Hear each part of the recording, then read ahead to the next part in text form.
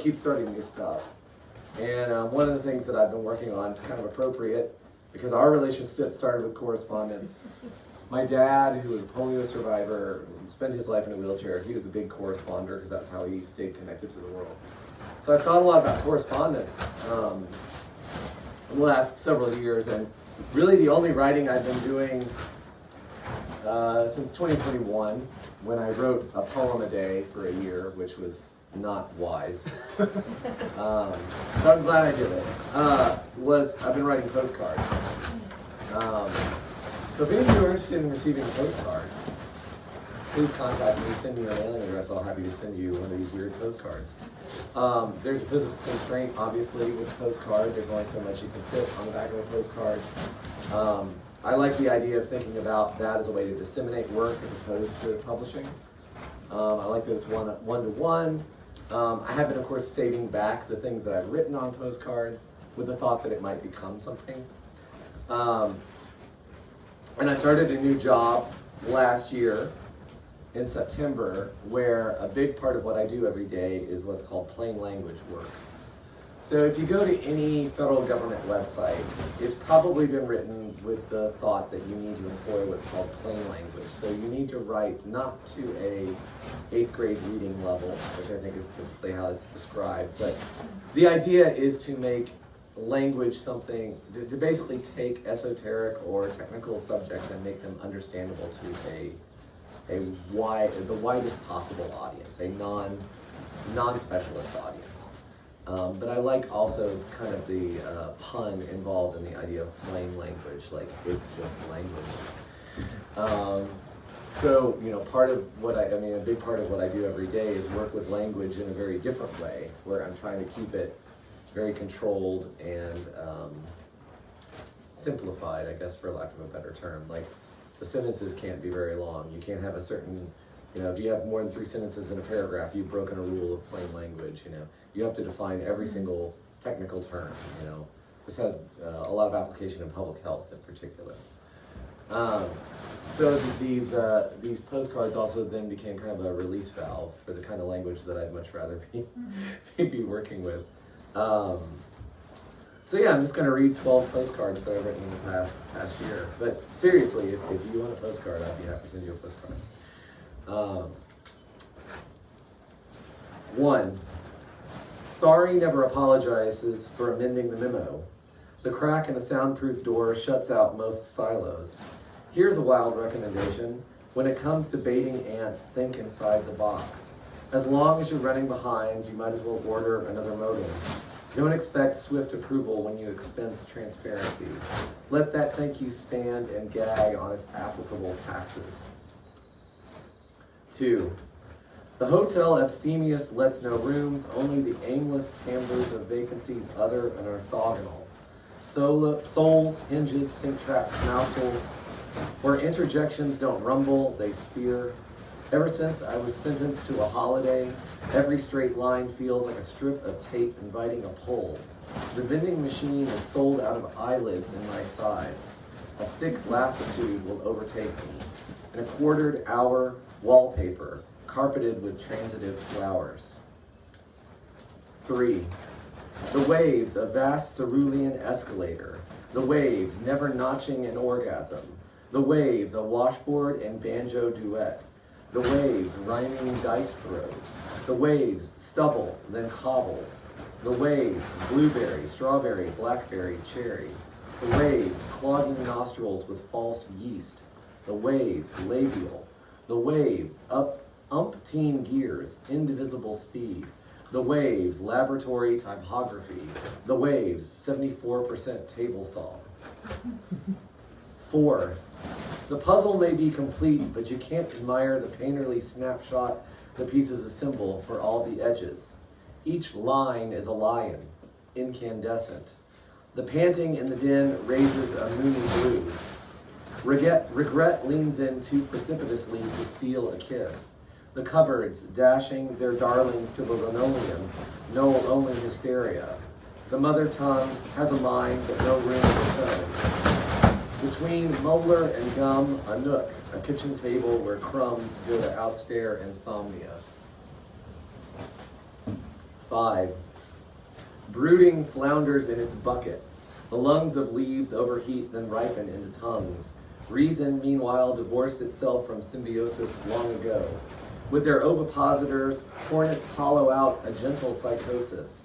Dirt scribbles editorial after editorial about love's beclouded future. Where else to divert the throttled trickle of frozen compost? The hose at your feet buzzes until it seethes. The ghosts of saffron expropriating the bird bath are that unnerving. 6. Remember how apocalyptic scouting could be? Whichever brave seizes the talking stick may role-play a reporter with blue goop dropping out of their mouth. Lesson number 2. In the event of peak beneficence, shelter in place on the underside of your ID badge. Lesson number 5. Data is briny. Analysis, limescale. This balkanization needs another dash of Worcestershire. These prescription Ray-Bans make each gloaming look Ordovician. The lessons beyond 9 have leapfrogged their own pay grades. Please forgive me the salinity I've picked up along the way. In the event of decryption, know that I can't tell you what anything means, but I can show you how everything signifies. 7. I dreamt an axle of light, flagrant and heartfelt, halved my imagination. Every headache is a battery the size of a small heliosphere. As long as the paradigm stacks up fractionally, one is a sugar-free gummy. The tabs cascade, drawing down a trashed night. Once I was torn between a workbench and a desktop. These days I can only look at what's handy through a scripted reticle. Belt loops ape boas where bootstraps snarl. If you aim to scrape the sky, bow. 8. I hostel in the belly of a mosquito. I have a gourd for a liver and orchids for lungs. Shift after shift, I cull the signatures from the sins. The diamantine mists of informed consent give cover to poachers deaf to the leafy chewing. I've been inoculated against most supercontinents, but the latest constitution keeps heaving the genetic plateau. If I can scrape together enough vectors, perhaps I can forge ores. Cast-off helmets abound, defiling the cash crops with dinghies. The trouble is a beheading leaks less. 9. The path by which you entered is barred to you.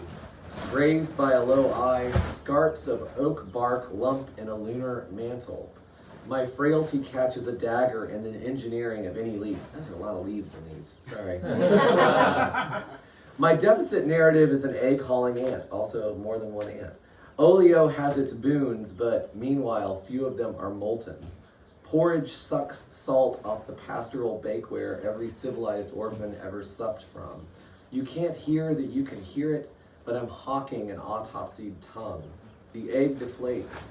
The ant is a sedan, two-door, humbug mattress bungeed to its roof, reincarnate. The way out is infinitely wide and branches ad nauseum. In other words, those aren't opposing slopes aflame with grapes. Those are just sawhorses trampling journeyman hagglers. 10. I cede my quicksilver to the jangling magistrates.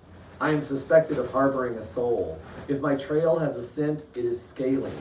To escort yourself from end to end, you have to resign yourself to a trip of the tongue. What is more cadaverous than vellum? The gallery walls, shaved and hung with ballads.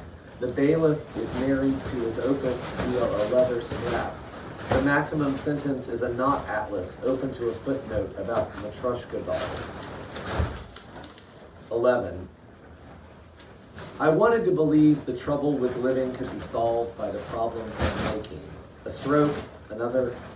The spurts expended in preventing each from remembering it will turn former, predictably bruising. But also not unlike sipping or a handshake wormy with rhymes. Tout, clout. So pieces mother holes while ministers won't doctor. Lava shell, radium, albumin, autonomous vehicle yoke. Some concepts predate the brain. Some mandrakes unpainted offer hogwash. Interpretive center placenta. A haze of repatriation sulks in private wings. Hours the public may be received count down to totalitarianism. The endowments thereby housed are magnificent and unprofitable.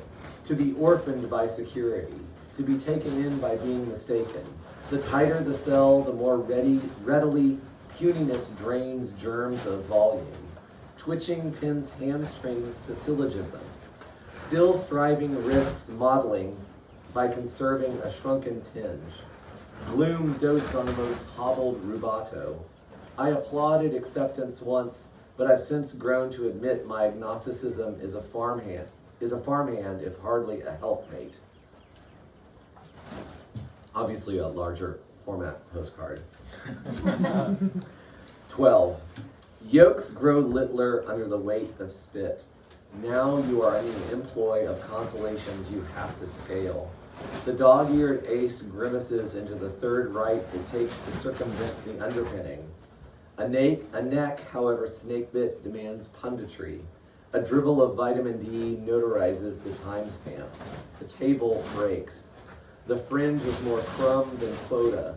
The leading edge more stone than plum. The black calibrations etched up and down the graduated cylinder meniscused with your relief mumble when you run a callus over them.